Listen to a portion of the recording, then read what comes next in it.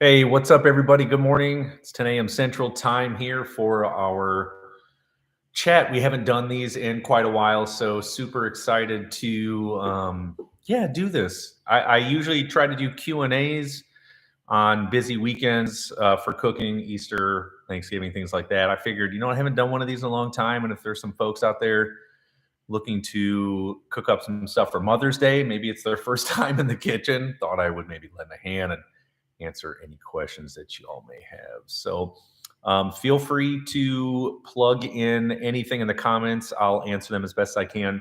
Always, though, first and foremost, check out my website too, or all of my YouTube videos to see if I have a video or a recipe that maybe you're looking for. You haven't had a chance to check it out. BillyParisi.com. Check it out in there. Once you see, you can just search. You'll get the written version. If there's a video, you'll see the video version of it. If I don't have the recipe, that just means I don't have it. The search is pretty robust, so everything should come up that you're looking for if it is offered. Now, if I don't have it, then definitely, send me a direct message and let me know if there's something you'd like to see, and I'll take a look at it depends on a lot of stuff, right? Because it costs a lot of money and time to make all these videos, and I want to make sure I make something that has some shelf life on it, so to speak. So just want to make sure. Okay, let me get into some of these comments here. What's up, KHC Cooking? Silva, do you have a salsa verde recipe that you can show us? Do I have one, a salsa verde? The closest thing that I would get to a salsa verde is my chicken tinga. I would just do away with the tomatoes, but everything else that roasts up, I would probably do something very similar to that. I'll see if there's something in the mix that I can maybe throw in there. Mr. Sounds like a lot of work. What is a lot of work? Going on a website? Just curious. What's up, JCV? Brad, onion dicing, you cut off root. I was taught to leave it on. Well, I was actually not taught to leave it on. We just slice off the ends because a lot of things just come with, I don't know, man, time and speed. It just becomes a habit thing. If you want to leave it on there, leave it on there. No problem. I just always slice off the end. I don't know. After you cut onions for so long, you're not really worried about it moving or doing anything like that. But if you are new to knife cutting or just want to be extra, safe, no problem. You keep that root end on there. No worries. Hammock knife skills. Yes, I definitely try to show a lot of those in each of my videos. And I have a couple videos dedicated to knife skills specifically. How do I stop and from tasting bitter? Oh, tasting bitter. I'm sorry. I'm like, how do you stop it from tasting better? I'm like, man, you got some awesome recipes that I don't know about. How do you stop it from tasting bitter? Usually the two things that can take away bitterness is a little bit of clean acid, like lemon juice, and sugar. Those are the two things in any cooking that can help with that. So I'm not saying you should hit sugar on an eggplant, or aubergine rather. But you might want to try a little finish with a little clean acid and salt, lemon juice, and then just season up at the very end with salt. Make a joke, like easier just rather than search. I got you. Now you're good. Sorry. I was like trying to make sure if that's what you were even referencing. So I apologize. Love recipes, sometime helping food trail. Okay, thanks, man. Thanks for tuning in. Happy Aloha Friday. Any black miso cod recipes? I don't. The last thing that I used with, not the last thing, but I don't know if it's on my website or a company that I worked with a long time ago, but I did some miso marinated rockfish. You could probably use that. I'll see if I can find it. I'll post a link in here. No worries. Okay, Anthony, man, when it comes to wine pairings, so I got schooled a long time ago when it comes to wine pairings. I don't really believe in wine pairings unless it's something directly complementary like cheese or just a fruit or something like that. There was a sommelier years ago, Mark DeVere from Constellation Wines, who we did this intense tasting. And I was like, oh my gosh, this is wild that I actually believe everything that he believed. And I've always thought those things. So check him out if you want to see his school of thought, but I don't do wine pairings because, well, when you watch him, you'll see it. Hammock, thanks. You're welcome. Alex, what's up? Thanks for incredible work. I appreciate it. Alexi, I'm sorry. Chicken breast is the best now. That's the only way I cook it. Hello from Russia. Thanks for tuning in, man. Appreciate you. Yeah, awesome. Mr. Question, do you have these recipes memorized or do you use cards or books? Well, so when I create a recipe, usually it's based on quite a few things. If I have experience with it in any way, I got in the restaurant industry when I was 13 and I'm 40, so it's been a long time with food. My grandparents were from Sicily, so like literally I've been around food my whole life. So if I have experience with it, I'll dig back in and see what that original experience food was, and then I'll do research on it just to make sure it aligns with a more traditional nature of it. Now, if I don't have much experience with it, or I've seen people cook it, or I've eaten it before, I'll still do a lot of research, still dig in, still make sure everything is good before doing it, and then just start testing and creating. Nina, hey, what's going on? Good to see you. Thanks for tuning in. Thank you, thank you, thank you. How often should I replace my knives because my sharpen skills are ruining my set? Never. I don't know. If you take care of your knives and keep them sharp, they can last a lifetime. What kind of knives are you using? Brad with the thumbs up. Awesome. Does your wife ever cook? Gail, my wife does never cook. Very occasionally. She's not a huge cooking fan. She likes to eat. Doesn't like to cook too much. Robert, Major Guinness soup. Nice. That's good. There's a lot of good umami flavors in there. Hammock, does the timing of cooking come easily? It's hard to time different items so everything is done when I need. If that makes sense, it makes 100% sense. So much of that comes with just practicing and knowing when I can start cooking things, what can keep warm and not be ruined. A lot of that comes with practice. 100%. I would say. I mean, the best way that I learned this is in the restaurant industry, of course, because you have to time so many things. But a really important thing, and it is in any cooking, and any chef will tell you this, is have your mise en place, your everything in its place, all of your prepped, prepared items ready to go, so that you're not stopping in the middle of cooking something like, oh my gosh, I forgot to chop this, or I forgot to slice this, whatever it is. Like, just everything's laid out. You start cooking. You start getting ready to roll. Like that's the most important piece. Once you get that down, then it just, you think about timing. Like, let's just say, okay, I'm going to cook shrimp with rice and vegetables. Okay, very, very simple. Well, I know rice can hold on for a little while. I know shrimp cooks really quickly. And I know that vegetables cook sometime in between the rice and the shrimp. So I'll cook my rice. I'll fluff it, I'll fork it, I'll put the lid on, and then I'll set it to the side because it can stay warm for a long time. Then I'll get on to my vegetables, whether I'm braising them or just boiling them and steaming them, tossing them in butter, whatever. You're talking 5 to 7 minutes there. Shrimp, you're like 2 minutes. And I know, my vegetables can hang on for 2 minutes while cooking the shrimp. They're not going to turn to mush. So it's really just about practicing things and figuring out. But again, it goes back to those original things of like making sure you have everything prepped out and ready to roll. Okay, Anthony, back at you. Joe, man, I'm glad to see you doing this. I love your videos in detail. You get into this techniques. If I think of any questions, I will ask. Send them my way, my friend. Appreciate you. Mr. Major coconut shrimp last night. Huge success. Those coconut shrimp are so good. I actually, I made a bunch when I made that video and I froze them. So I need to pull some out and fry some up. Darlene, Cuisine Art. I mean, those aren't horrible knives. Like, if you wanted to spend a little more money, to get something that may last you a long time, I'd probably look at Mac. Love Mac knives, MACE. Learned about those probably in the late 90s by one of my favorite chefs, Daniel Pliska. He taught me a lot. One of my all-time favorite chefs I've ever worked for. But he used Mac knives and he swears by them, and they're really, really good. Mison is another brand that's, a little more friendly budget-wise for the home cook, MISEN. Check those out. James, I need cups and ounces. How do we select for ingredients quantity? I need cups and ounce. What do you specifically mean? Because I say everything, in cups and ounces. So let me know what you need exactly. Tim, looking for a great cutting board. What do you recommend and what size? What's up, Tim? Man, I have booze blocks. They are 18 by 24, I believe. They're just, I've had them for, I've had one of these for 15 years and it's still in fantastic shape. So I love those. They are a little on the pricey side, but it is probably the last cutting board you're ever going to need for the rest of your life. Boos, Boos. Awesome, awesome cutting boards.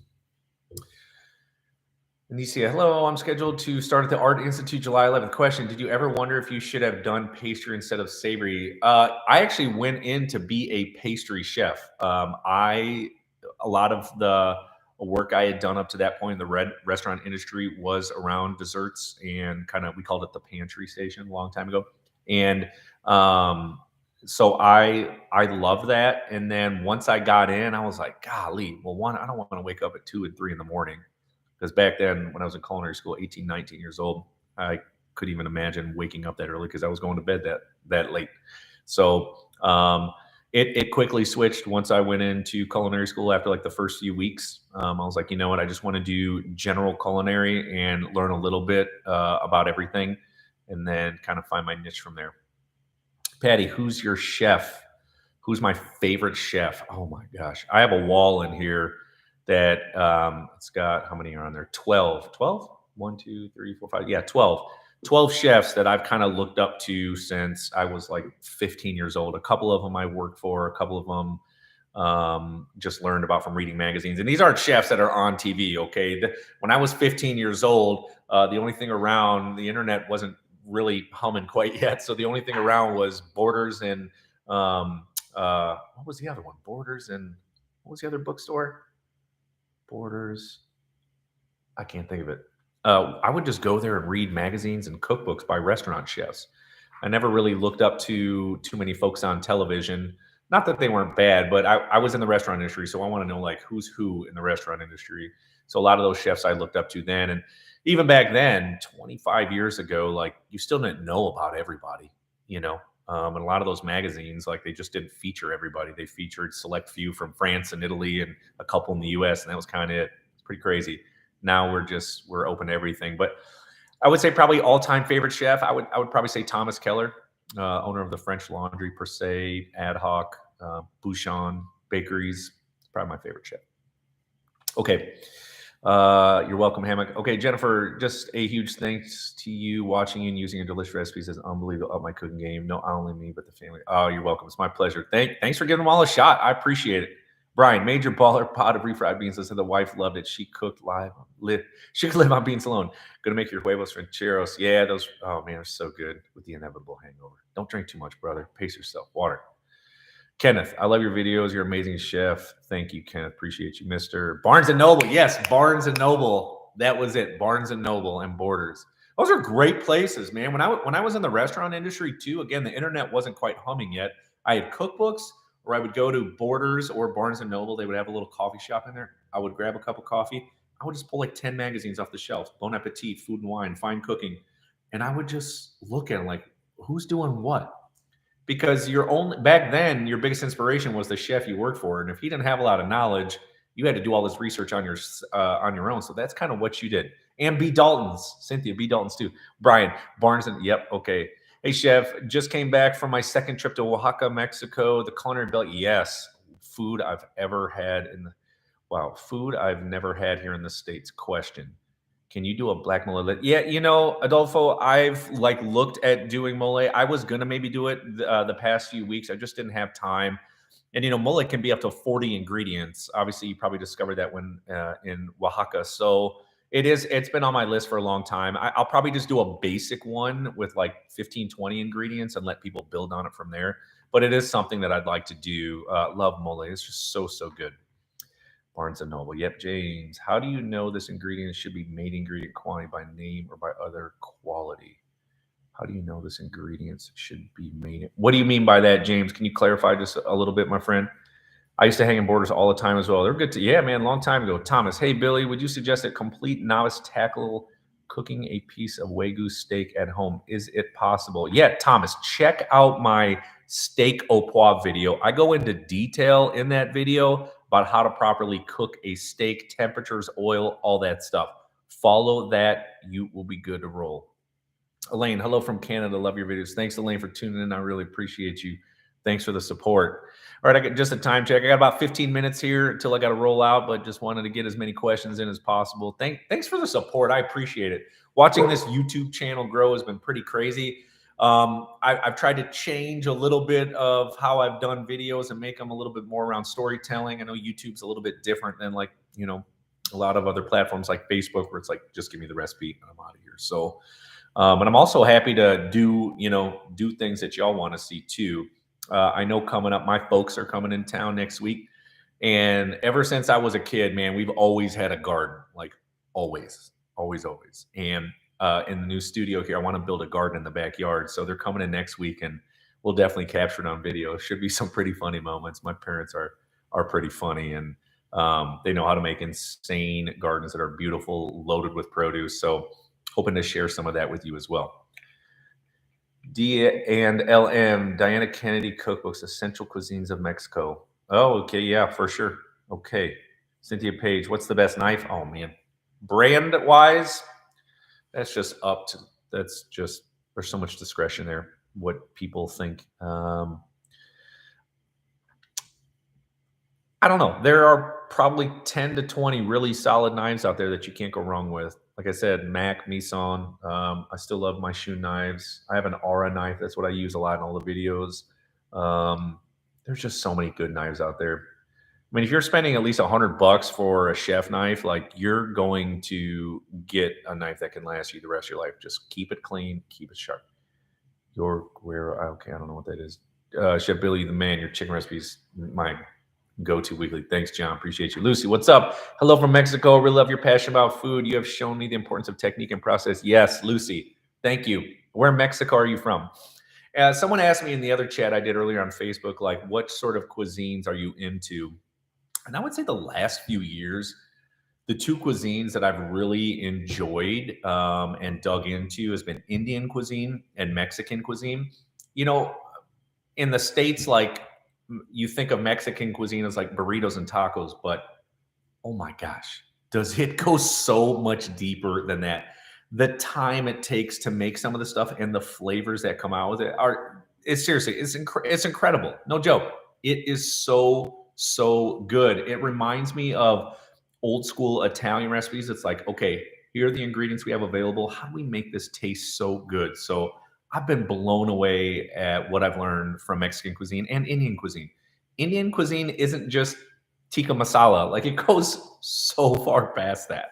So far past that. And again, the flavor, some of those dishes take 24 hours to make. Like so good. The flavor's incredible. So I've been enjoying those too. All right. Anyways, I'm a novice cook. Okay. Yes. Exciting. Yes. Okay. I'm a novice cook and your videos have made me a better cook. That's awesome. You're welcome. It's my pleasure. Brad, your beurre blanc recipes have got my wife to eat more fresh fish. Yeah, dude. My wife isn't a huge seafood fan. For some reason, she only likes those like $30 a pound fish, like sea bass and halibut. She likes mahi too when it's blackened, but it's like I can't because I love fish and I can eat fish, salt and pepper, pan seared, done. That is literally that's it. I love it like that. Maybe a little bit of lemon and a hair of butter. But when I want to eat fish, I make a lot of sauce and say, hey, go eat your fish with your sauce and enjoy yourself. John, I've been thinking about switching from a propane gas grill to one of those pellet grills. Thoughts? Yeah. So, I have a new pellet grill coming in called a Yoder. They're made in Kansas City. Just solid, man. I've worked on them before. Just really, really solid. They're cool, and it can get really hot for searing too. Like a lot of those grills can only get to like 500. That's not awesome for searing, and you got to keep the door closed so that it will sear, and that creates a huge issue because then all of a sudden your rare steak just went to well done in 6 minutes. So I would check out at least a pellet grill that can get to really high temperatures for sear. Hammock, thanks for sharing. It's my pleasure. Yes. Okay. Nigel, opening a New Orleans style bistro. That's awesome. In Selma, Alabama, following you and your recipes. Saying, oh, that's awesome. Good luck. Best of luck to you. Let me know when it gets up and running. I'll give you some promo on my Facebook page. I got a little bit bigger audience over there and happy to promo it. Just Chef Billy Parisi. Follow me over there. Send me a message when you get up and running. Let me know. I'll give you a promo. Brian, what do you get out of cooking? Why do you love it? Why did you want to do this for a living? I have my own take on cooking. Just curious to hear yours.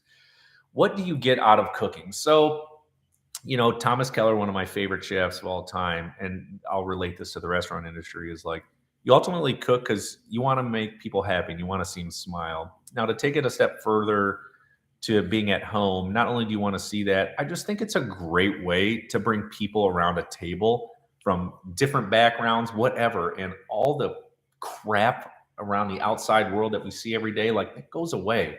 And it's like you just get a chance to enjoy someone's company and good food. When the food is good, like it just makes the experience so much better. So I love that aspect of cooking. I love trying new things, stuff that I'm not familiar with. Like I said, I've really dug into Mexican and Indian cuisine in the last 2 years, and that's been a lot of fun. Or a certain technique that I don't have a lot of experience with. Like I would love to do real barbacoa, not the stuff we get at Chipotle. I'm talking about digging a pit in the backyard and wrapping goat in banana leaves and making barbacoa. Like I would love to do that. Would absolutely love to do it. So, um, why did you want to do this for a living? So, I got in the restaurant industry when I was 13, and I have an artistic background. My mom is architectural design and interior design degree. So I've always had those kind of art aspects from her, I suppose. And I would go to art camps when I was little in the summertime. When I got my first gig when I was 13 at a restaurant in St. Louis, like I was just washing dishes, right? Not doing anything crazy. And I would see these chefs, and it's like this beautiful art was presented on this white plate, this bright white plate. And I was like, what is that? Like I immediately fell in love. And it's funny because I did have a lot of those Anthony Bourdain experiences from Kitchen Confidential where I idolized these guys. I wasn't into drugs and drinking, obviously at 13 years old, but I these guys were just like my heroes. And I just kind of dug in, and I'm like, man, college doesn't sound fun to me, although I ended up going back to college and have the best time of my life. Like it just sitting in a classroom, like I wanted to be doing, I wanted to be, experiencing the art of it. I wanted to be learning new things. And it's cool now because we have all this information exposed to us on the internet and TV, and we can learn about other cuisines and ethnicities and try things, which really wasn't the option back when I was in the restaurant industry. Again, like I said, you couldn't, you didn't know anything outside of what your chef taught you. You had to go read about it and figure it out. So it's a little disheartening to think where the restaurant industry is now, where a lot of the passion has left it, I would say. And it stinks because there's so much knowledge to acquire outside of the restaurant that, like, what an awesome chance to get in there and try stuff. So, but I would say the reasons that I love it or why did you want to do it? Probably just those. Yeah. Tell me yours, right? If you can keep it brief, obviously, because I wish you could just hop on here for me. Okay. Sorry. I'm going to probably butcher this. So I apologize, Lucy. Hueretaro. Hueretaro. That's terrible. I know. Be gentle. And I have a minor in Spanish. Isn't that horrible? I love Mexican cuisine and also international. I've been getting my utensils over the years because I want to make sure I get good. Yeah. Well, not, and Lucy, for sure.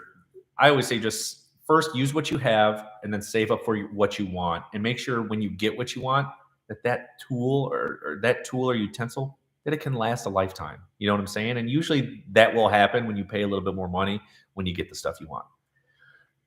Have you ever tried any dish from Yemen? No, I have not, Jacob. I have not. Send me a couple ideas. I'll be sure to research them. D. Vidal. Hello, chef. Question: made your sea bass in the Mediterranean vegetables, which came out great. Want to know if you can add chorizo to it? Yeah, why not? Yeah. Before you cook the potatoes, cook the chorizo. You'll be good. Okay, I have a question. Do you know how to make small brick or mud furnace? No, I don't even know what that is. See, I mean, this is the beautiful part about food. This is what makes food so cool. I wish they would do a culinary Jeopardy. No one would even win it because there's so much out there. And I don't really talk about this too much. It would have been like 2009. I was casted for Food Network Star 6. I was an alternate. I missed it by one spot. So if someone were to back out, I was gonna be able to be on there. But I remember being in Chelsea in New York, and they were asking me, like, on a scale from 1 to 10, what do you think your food knowledge is? And I was like, 5. And they're like, oh, but you went to culinary school and you're a chef, blah, blah, blah. I'm like, I know a little bit about a lot. I mean, I don't know much about Swahili cuisine. I don't know much about Ethiopian cuisine. I don't know much about Nicaraguan cuisine. She asked me about a mud furnace. I have no clue that you know what you know, and you try to acquire as much knowledge as possible. But that's the beautiful thing about food right there. That's what makes it so exciting and keeps it going, because you can never know everything. That's what's so great about it. All right. get off my soapbox here. Okay, Patricia, love how you've shown how to create seasoning mixes. Black and Cajun is used here often now. What is your favorite herb and spice? Favorite herb? I always sort of lean towards thyme. I don't know. I love the flavor of fresh thyme. Favorite spice? I really like cumin a lot lately. I've been into that. And on the flip side, I've been in, because like I said, I've been doing a lot of Mexican and Indian cuisine. Cardamom. I've been very intrigued by cardamom. That's been a fun spice to mess with. I think a food truck should be in your future. Yeah, dude. I've been very close the last 5 or 6 years to doing a restaurant. I think I'll end up doing one here where I live now in Crown Point. I just need to see that people are interested in still working in the restaurant industry, because the last thing I want to do, that's the reason I left the restaurant industry, is be hovering over a cutting board working 100 hours a week when I'm 60 years old. So if I see some things shift and change, I'll maybe take another look at it. Okay, Steven, I want a nice set of knives. Which set would you recommend? Again, for home cook, I love Mac knives, MAC, and I love Misan. Great home cook knives, MISEN. Those are, decently affordable knives to check out that should last you a lifetime. Steven, also your beef stroganoff is so good. My friend's family bugging me to make for it. Hook it up, dude. Hook it up. Darlene, I cook out of love. It makes me happy to feed my family. Yeah, for sure. Job well done on this platform. Oh, thanks, Darlene. I appreciate you. Lucy, great idea. Yep. Any more bread recipes? Lee, yeah, I need to get back in there. I was going to do ciabatta this past week. I just didn't get a chance to do it. I want to do a baguette. I want to do ciabatta. I'm going to sneeze. Hold on. No? Sorry, excuse me. Going away. All right. But there are a lot more bread recipes. I want to do a sourdough pizza dough. So hopefully in the future, in the summertime, I'll get back to doing some bread. All right, Brian, my answer is like yours. I like making people happy. It's very satisfying. Yes, when they take a bite of your food. Plus, we all have to eat. Yep, exactly. So food is just a vital part of life. We need more bread recipes. I hear you. I got you. Patricia, your beef stroganoff is the bomb. Yeah. So I would say I like cooking because it lets me do something for other people. And yeah, I like bringing people around the table as well. Plus, it's just yeah, for sure. For sure. Once you learn to love every aspect of cooking, which is hard and takes time, from peeling the carrot to washing the plate, once you begin to enjoy every step of it, cooking becomes very therapeutic. Very therapeutic.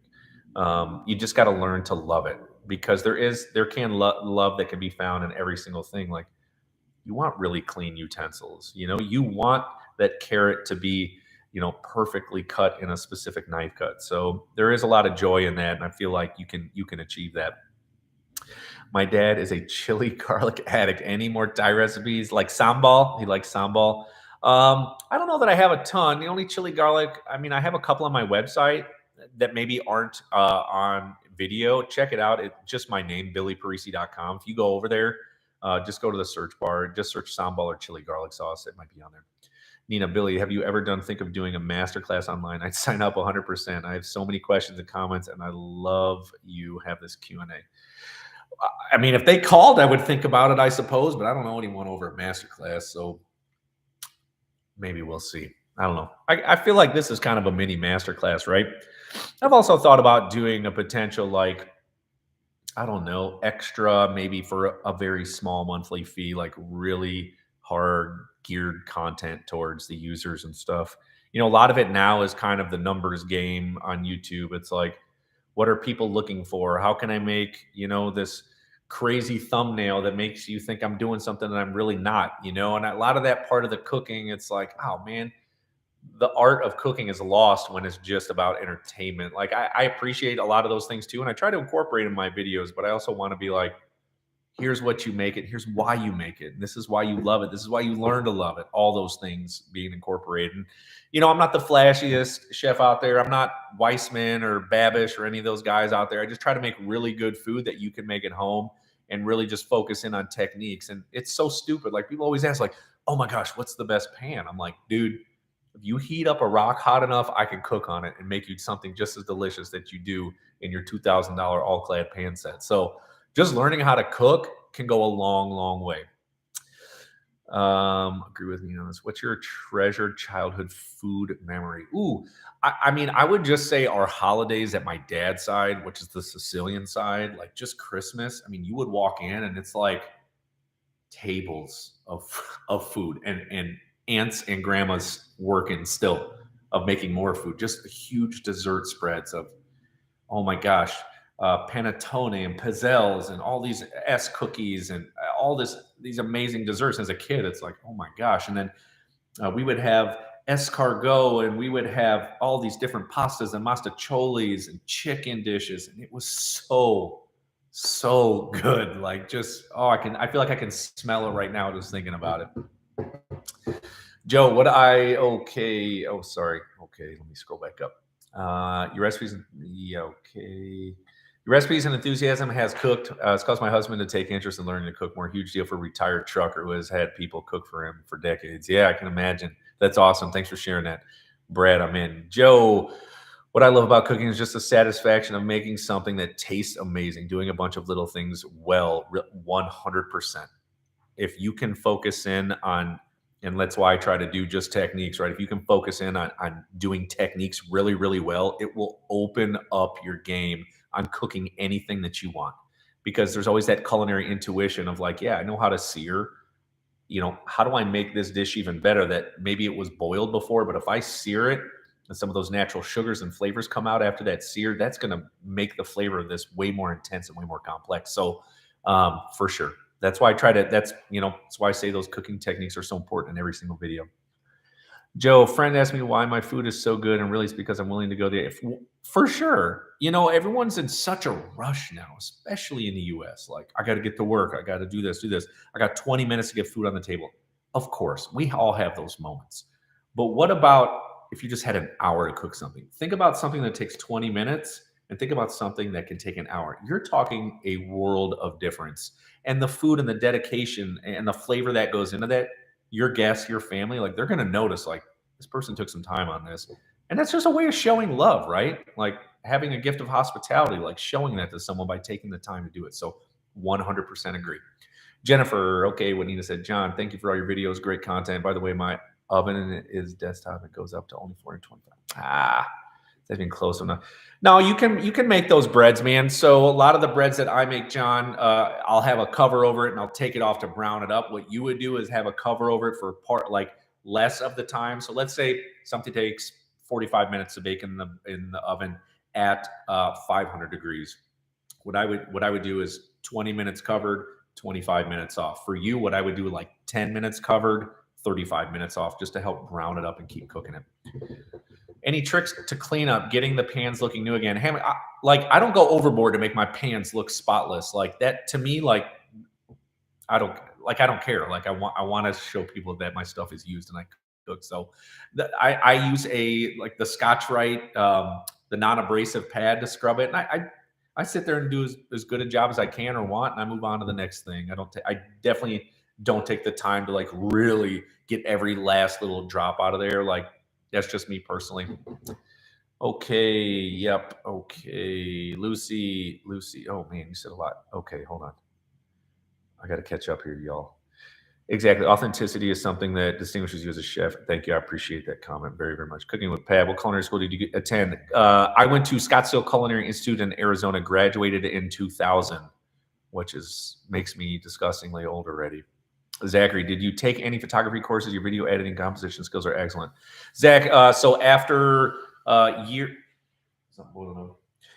years in the restaurant industry, I went back to the University of Missouri and got a degree in communications, and my emphasis was video production. So that's where I produce, shoot, and edit all my own food. That is 100% me in the kitchen doing everything, and behind the computer and behind the camera. So I just learned how to do video there, and photography I know this is going to sound crazy, and I mean this as humbly as possible, just came very, very natural. I knew about lighting from video. I knew about focusing lenses and all those things, and I knew how to style food. So it became very simple. Clearly something's going nuts back here. I'll be right back. Hold on.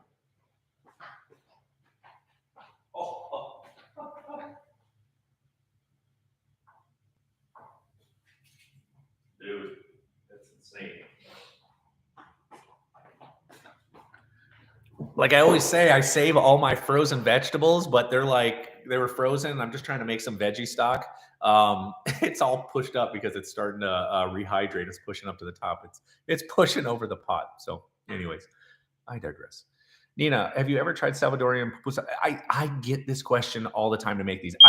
How hilarious is this? Hold on. Zip it.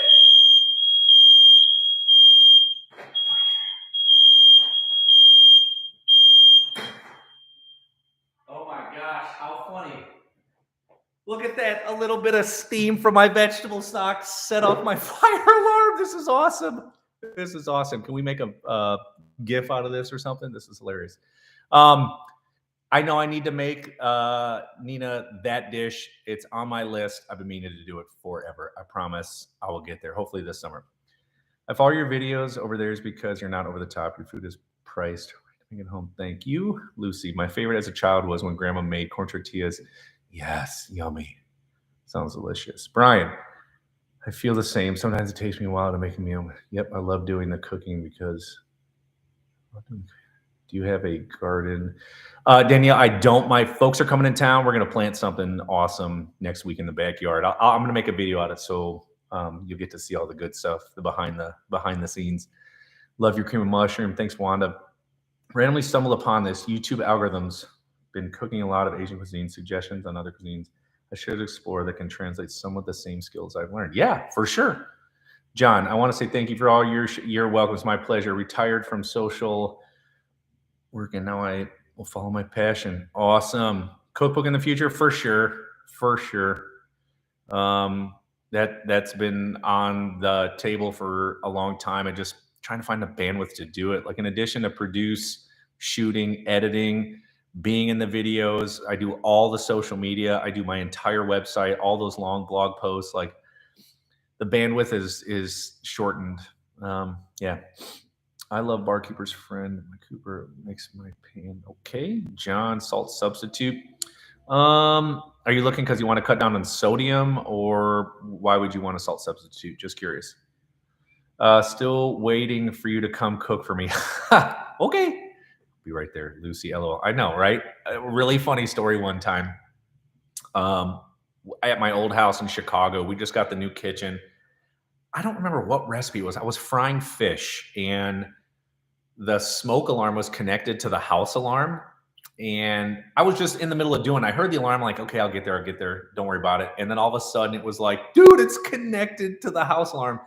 And I, fan it out. It gets done. I cancel it on my phone, but they call me and they're like, hey, we got a smoke alarm. Is everything okay? And I'm like, totally fine. Totally fine. And they're like, well, we'll stop the fire truck from coming or whatever, but we can't guarantee it. So I'm like, okay, they're not going to come. And I go back to start cooking. And this is in Chicago. And in the distance, I hear the fire siren starting to go. And I'm like, golly, they're coming to my house. Like, this is crazy. I walk out in my apron. I'm like, I'm a professional. I swear to gosh. The smoke alarm went off. The smoke alarms are too dang sensitive. Like, that was nothing. That was steam from back here. And my smoke alarm is way over here. Whatever. And it's high. It's like 12 feet high. So whatever. Hopefully that was entertaining, at least for you all, to watch me fan out a smoke alarm. Anyways, I got like 2 minutes. Any other questions I can answer for you all? I appreciate you all being here. This is awesome. I need to do this a little bit more often.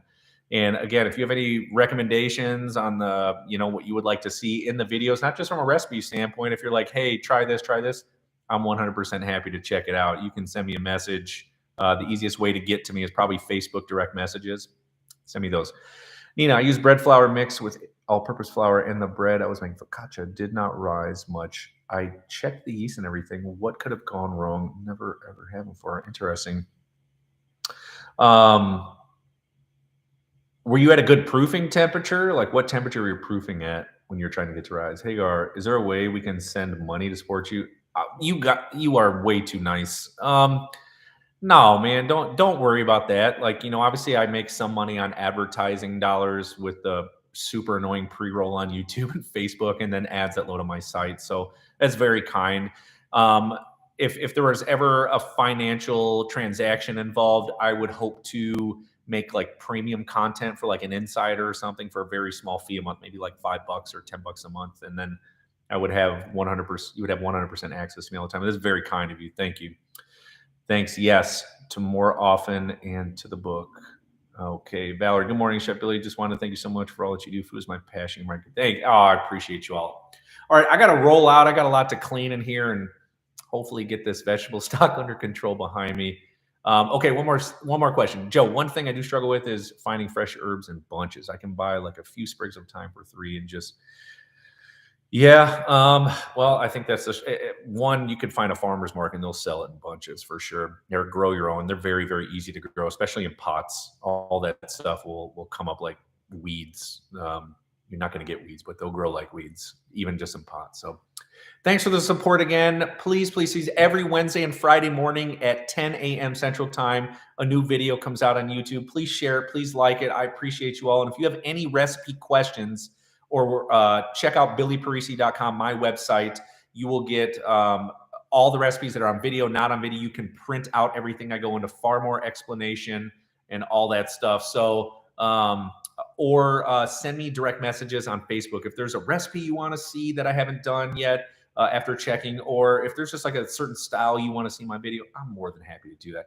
I hope you all enjoyed this little thing and smoke alarm and vegetable stock boiling over, but y'all have a fantastic weekend. I appreciate y'all very much. We'll talk soon.